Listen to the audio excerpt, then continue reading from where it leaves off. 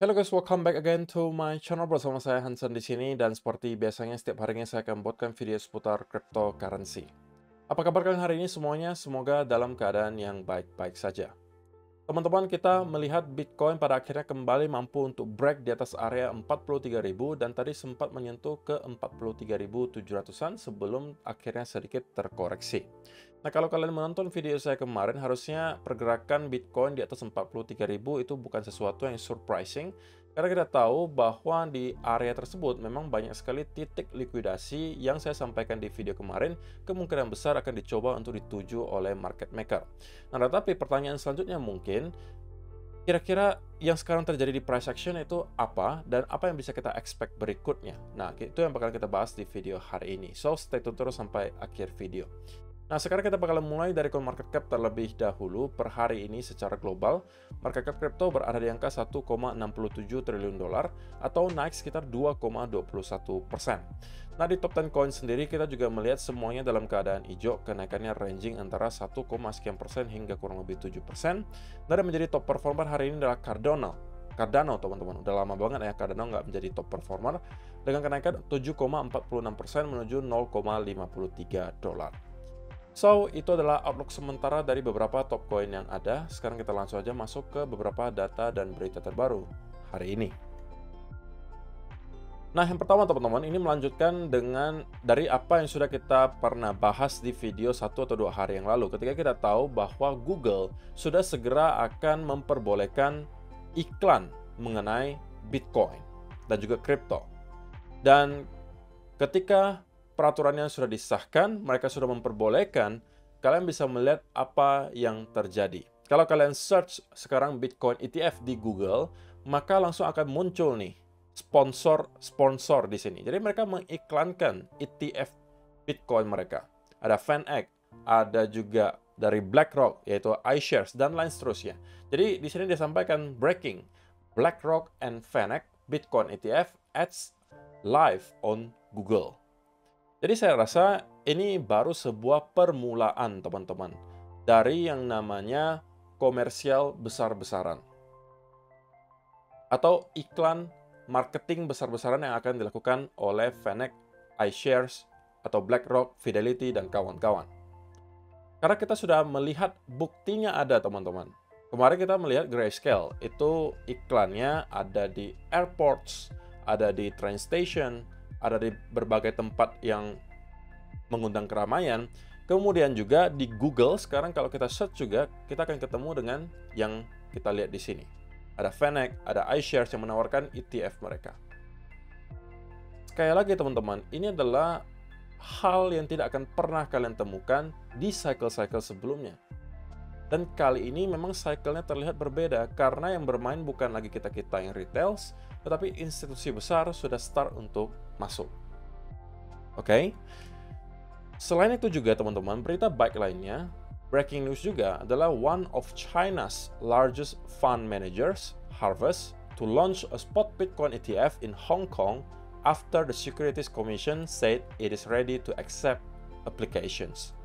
China coming to the party. Siapa yang masih ingat bahwa China sepertinya sangat kontra terhadap apa yang kita lihat terjadi di kripto. Mereka nge-ban bahkan transaksi kripto di negara mereka. Intinya ilegal lah. Tetapi kalau misalnya kita lihat sekarang, Hong Kong, teman-teman, itu sudah melalui Security Commission-nya menyampaikan mereka sudah siap untuk menerima aplikasi spot Bitcoin ETF. Dan salah satu fund manager terbesar di China, yaitu adalah Harvest, itu sudah kemudian melakukan aplikasi spot Bitcoin ETF. Teman-teman, lagi-lagi ini adalah soal uang besar yang akan masuk ke Bitcoin ketika semua jalurnya sudah dibuka gitu ya. Semua negara-negara besar itu sudah memberikan jalur untuk dapat mengakses kripto, khususnya mungkin Bitcoin dan juga Ethereum. Kita akan lambat laun melihat pergerakan kenaikan yang secara eksponensial terjadi terus-menerus di harga Bitcoin. Kenapa? Karena demand-nya, teman-teman, itu kemungkinan akan selalu konstan ada. Kenapa saya yakin hal tersebut terjadi? Karena begini teman-teman, simpelnya kalau misalnya kalian sebagai seorang fund manager gitu ya, kalian melihat ada sebuah aset yang performanya jauh melampaui aset kelas lain selama 1 dekade terakhir. Kira-kira apakah kalian akan at least mengalokasikan sedikit dari portofolio kalian ke sana atau tidak? Jawabannya kemungkinan besar adalah iya. Karena sebagai seorang fund manager, teman-teman, kalian pasti harus diversifikasi gitu. Memprotek capital dari nasabah kalian, atau lebih baik lagi mengembangbiakkan aset mereka. Caranya bagaimana? Ya, kalian harus mencari aset yang sedang berpotensi. Nah, kalau untuk sekarang, kalau ditanya di mana-mana, teman-teman, kalian pasti akan menemukan kebanyakan menjawab cryptocurrency sebagai aset kelas yang berpotensi menghasilkan gains paling besar. Sehingga saya yakin ketika keran-keran ETF ini dibuka di berbagai negara, inflow-nya bakalan besar, dan kemungkinan demand-nya konstan selalu ada. Terlebih lagi kalau misalnya kita melihat harga Bitcoin yang terus mengalami kenaikan, yang membuat orang-orang semakin tertarik lagi untuk masuk, karena melihat performanya yang baik. Jadi, good days is ahead of us, teman-teman. Stay patient, bersabar. Kalian sudah melewati banyak sekali rintangan dari tahun 2021, 2022, atau 2023. Di mana kita mendapatkan ada bear market yang sangat kejam gitu kan. Kita melihat banyak sekali kasus yang terjadi selama beberapa tahun terakhir. Kolapsnya FTX, kolapsnya Luna, kemudian di-ban di China yang namanya Bitcoin. Berbagai hal sudah kalian lewati. Dan kalian hold sampai sekarang. Dan kalau misalnya kalian akan hold sampai beberapa tahun ke depan, saya rasa teman-teman, kalian akan puas melihat apa yang kalian sudah lakukan selama beberapa tahun terakhir, dan kalian memang pantas untuk mendapatkan gains tersebut. Oke, jadi stay patient teman-teman. Kita berada di awal dari sebuah perubahan besar yang terjadi dari cycle sebelumnya. Ini baru proses awal, di mana keran uang besar baru itu telah dibuka. Oke? Nah, kalau spesifik untuk ETF dari Amerika sendiri, teman-teman, untuk hari ke-12 kemarin, kita melihat volume perdagangan untuk iShares itu sudah hampir menyamai apa yang kita lihat di GBTC. Teman-teman, kita tahu bahwa sampai kemarin pun masih ada selling pressure datang dari Grayscale yang kembali mengirimkan 8,6 ribu Bitcoin ke dalam Coinbase yang kemungkinan besar adalah untuk dijual dengan total value 360 juta dolar. Angkanya besar teman-teman, tapi kalau kita telaah lebih jauh, itu adalah angka yang paling kecil kemungkinan yang kita lihat terjadi selama 1 minggu terakhir. Rata-rata Grayscale itu mengirimkan 500 juta dolar dalam bentuk Bitcoin setiap harinya selama 10 hari pertama ke dalam Coinbase. Tetapi hari ke-12 kemarin, mereka cuma mengirimkan 360 juta dolar dalam bentuk Bitcoin. Artinya apa? Sudah ada sedikit indikasi pengurangan selling pressure dari Grayscale. Nah, sekali lagi teman-teman, cepat atau lambat, ya saya rasa juga selling pressure ini akan terus berkurang, teman-teman. Karena kalau misalnya, sekali lagi logika sederhananya, kalau misalnya orang-orang mau menjual Bitcoin mereka, karena mungkin mereka merasa pertama fee di Grayscale itu terlalu gede, atau mereka yang mau lakukan taking profit, atau yang merasa sudah cukup profitnya dan mau menjual semuanya, harusnya sudah mereka lakukan 1 atau 2 minggu pertama. Sehingga beberapa minggu ke depan, kita bisa expect akan ada terus penurunan selling pressure dari Grayscale.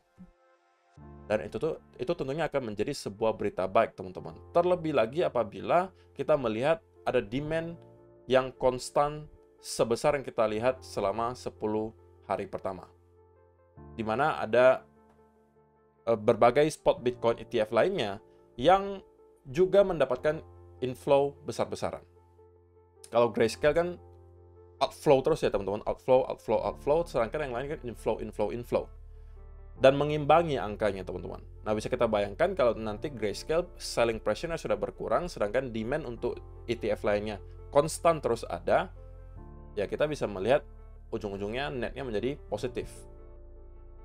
Gitu ya.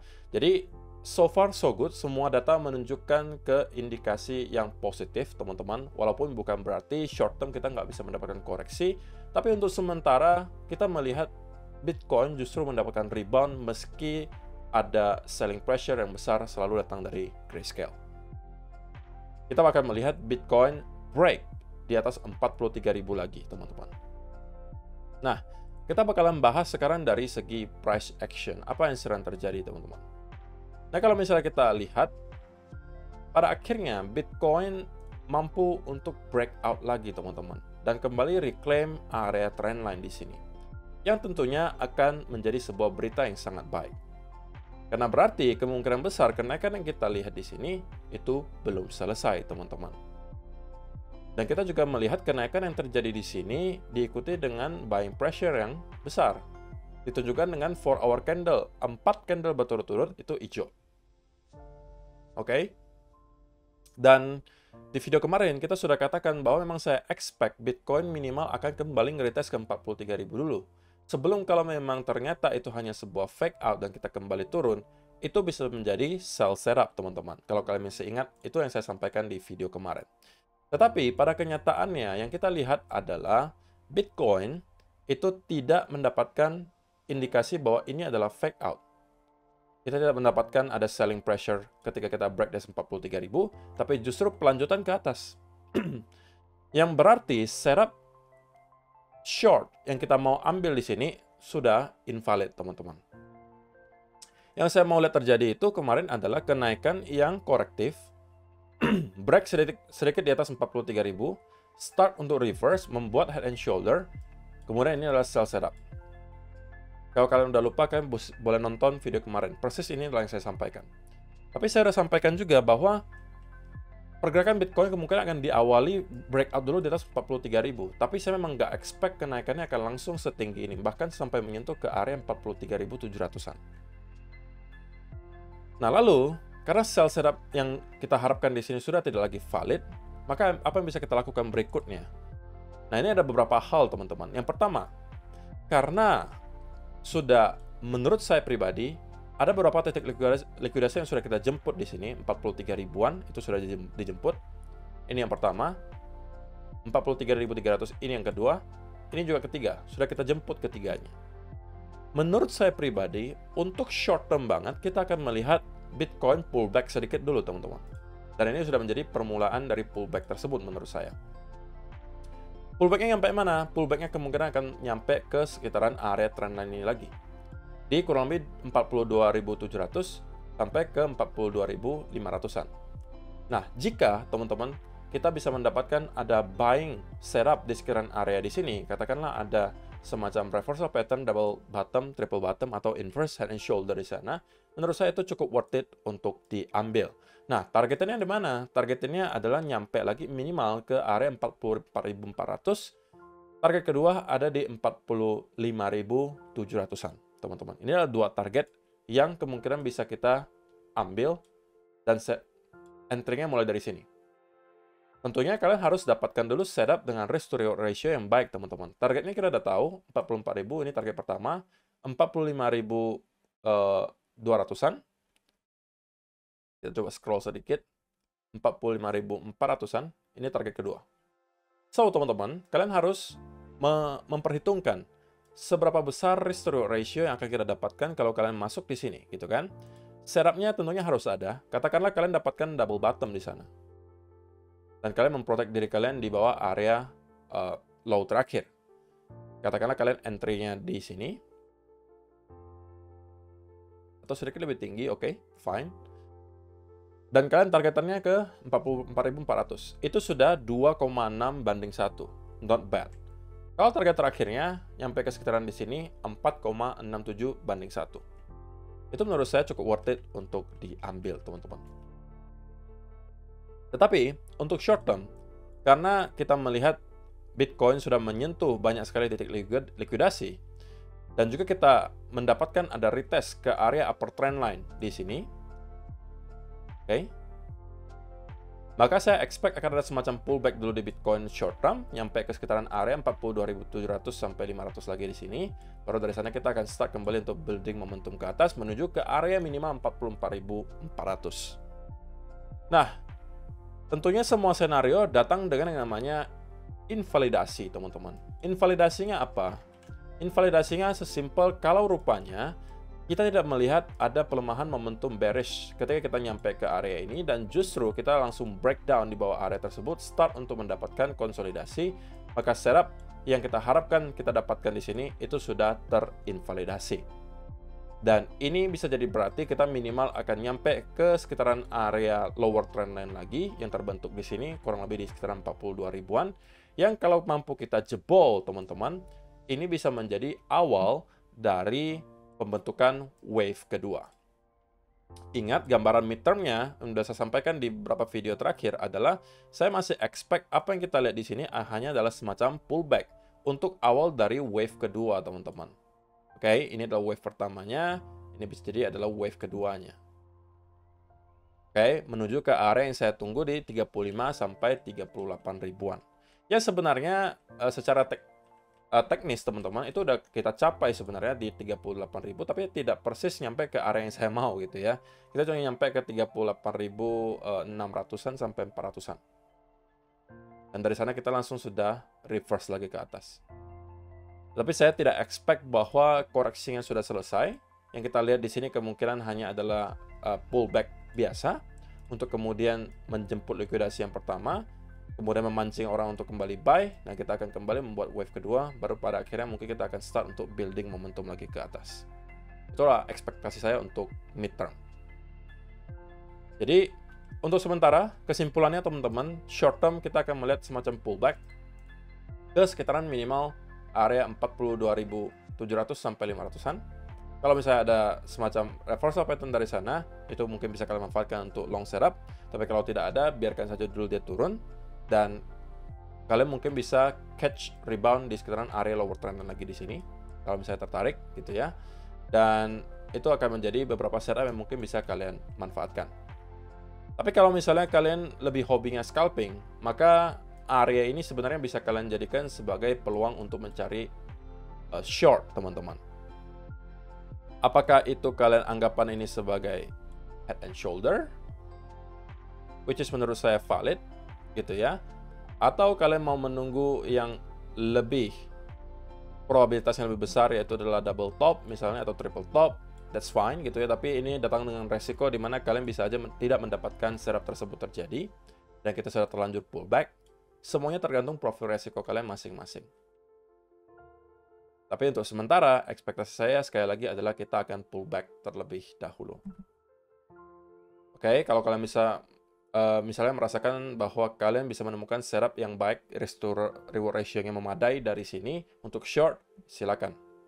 Karena untuk sekarang menurut saya lebih make sense untuk mendapatkan scalping short daripada kalau kalian long lagi dari sini, karena kalian long di area trendline, teman-teman, yang merupakan area resistance. So, itu menurut saya kurang bijak untuk dilakukan. Kalaupun mau long, maka dua skenario yang tadi saya sebutkan, antara area ini atau area ini yang mungkin bisa kalian tunggu untuk kemudian kalian cari setupnya. Begitu ya. So, itu aja sih yang perlu saya sampaikan di video hari ini, teman-teman. Terima kasih untuk kalian yang sudah menonton sampai selesai. See you in the next video. Bye-bye.